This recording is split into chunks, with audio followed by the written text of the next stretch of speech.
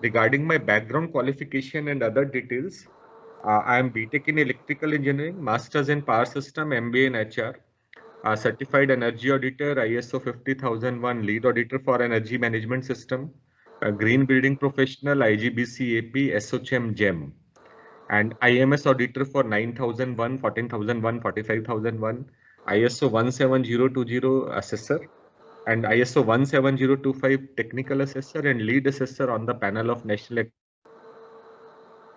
And apart from that, I have did number of material inspections, NABL assessments, energy audits, and other activities. Total experience I have is 22 years. I started my career with teaching.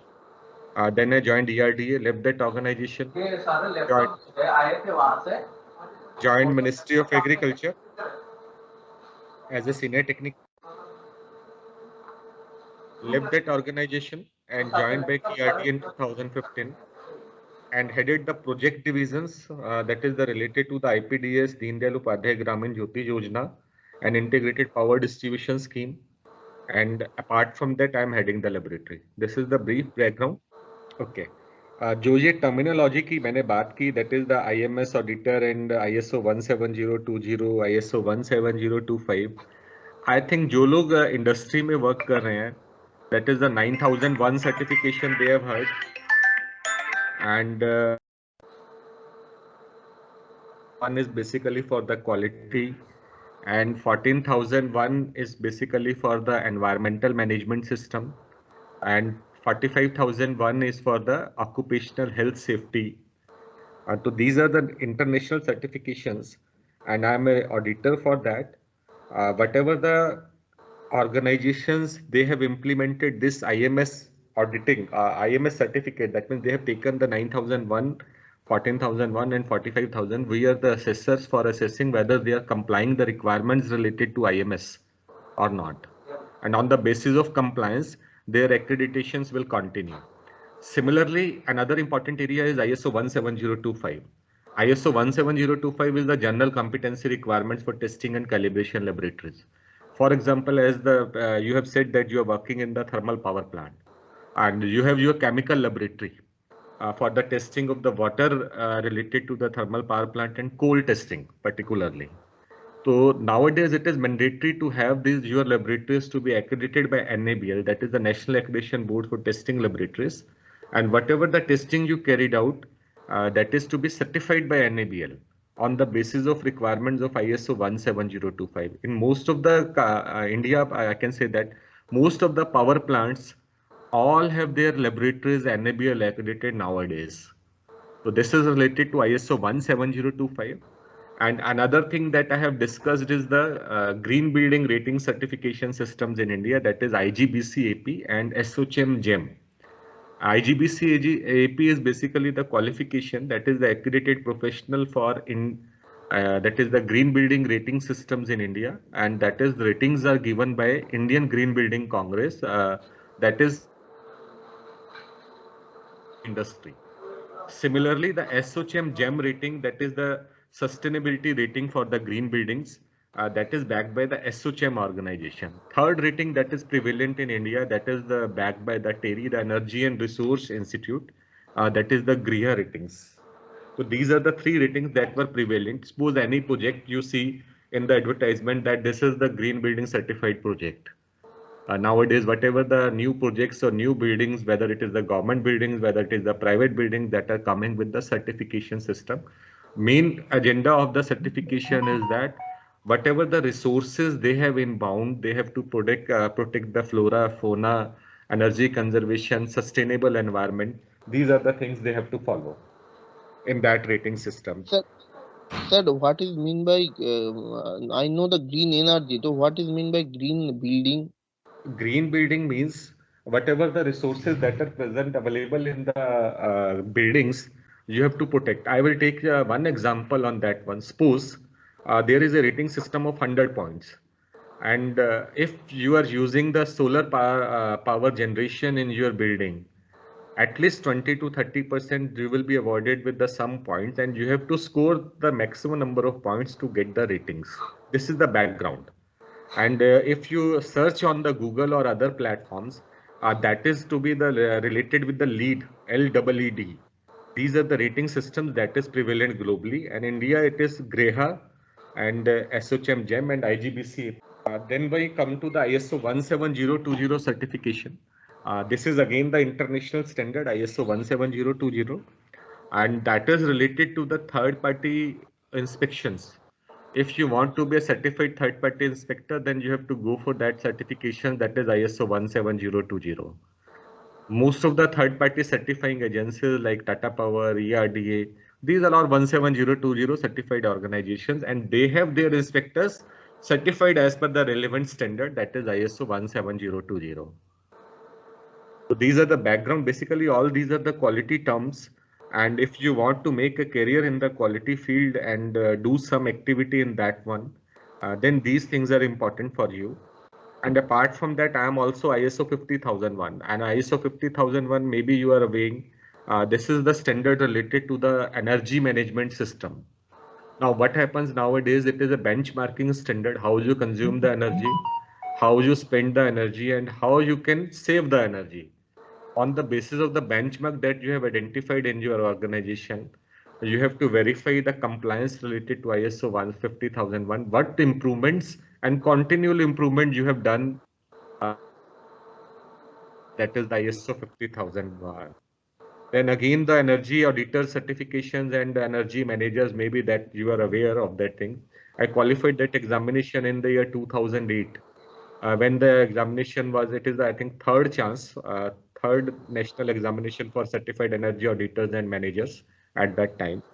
And now under the PAT scheme, it is mandatory to have a few organizations, total 12 sectors nowadays are there, to go for the energy audit every 2 years. And they have to send the data related to their to the ministry, that is the BEE, and on the basis of that, some certain reward points will be awarded by the ministry, and that award points will be redeemed in purchasing the renewable energy certificates.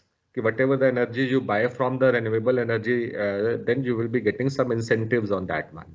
So this is the whole background, and it is a big subject. Let's not wasting the time. I can start my presentation.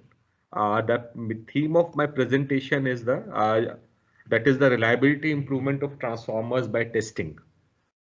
So I think presentation is visible to you. Yes, sir. So let's begin to the presentation. That is the reliability improvement of transformers by testing.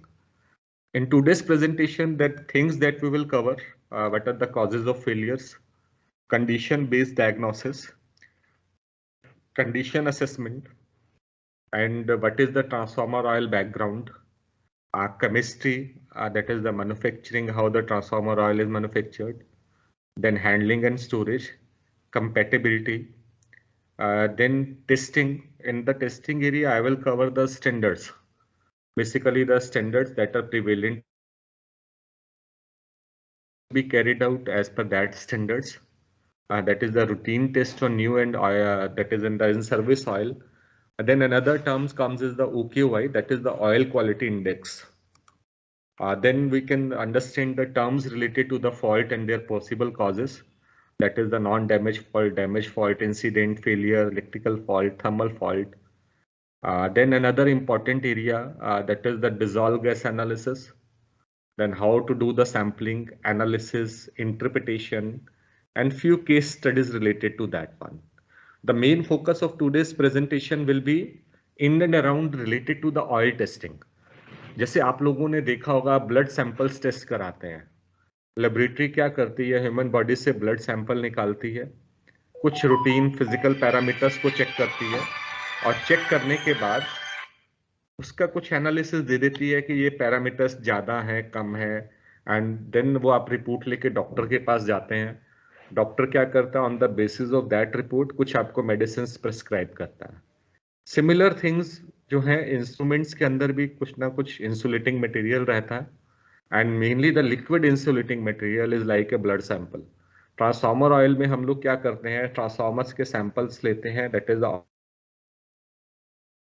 Properties, chemical properties, gas analysis कुछ करते हैं. उसके बाद possible occurrence of fault क्या रहने वाला है, that indications we give to the client. और जो भी और अपना इक्विपमेंट यूज कर रहा है, इंजीनियर्स जो साइट पे यूज कर रहे हैं, सब स्टेशन यूज, उनको हम बता देते हैं कि these are the trend that is coming out and this is the possibility of occurrence of fault. This is the thing जो हम mainly focus करेंगे, that is related to the oil testing. Measurement of the transformer aspects, that is the improvements over traditional time-based maintenance, condition-based maintenance, or reliability-centered maintenance. The important aspect is the maintaining a transformer in service. Being a transformer is a very costly equipment, and it is one of the major equipment of the power system to maintain a reliable supply. So this is another aspect, that we have to maintain a transformer in service. Another important point is the continuity of supply. With proper maintenance of the transformer, we can ensure the continuity of supply. That is the reliability of the supply. Another priority is in the field repair and online processing, minimizing the remedial actions, and comprehensive life assessment of the transformer. These are the things that is the life measurement of the transformer will cover. And our priority is to ensure the reliable supply equipment. Now, what are the causes of failures of transformers? The most important causes that I have listed in my presentation, that is the shortened life due to deterioration of components, particularly the bushings and OLTC, overheating of HV winding coils due to excessive circulating currents, change in condition due to ingress of water, particle contamination, aging of oil, loosening of contacts, and clamping forces, vibrations, unusual stresses, whether it may be electrical stresses that were coming on the transformer due to the loading pattern of the transformer. Another important cause is the latent defects of design or defects during. Then is the water, oxygen, oil, aging products, and particles of different origin under impact of thermal, electrical, electromagnetic field, and electrodynamic stresses. Then is the sludge, that is the conductive mode of particles, that is the metals, carbon, and wet fibers, that is over the period of time deposit at the bottom of the tank of the transformer. So these are the possible causes of the failures. And in that analysis, the transformer oil is one of the important factor. By analyzing the transformer oil condition, we can come to a conclusion what is happening inside the transformer.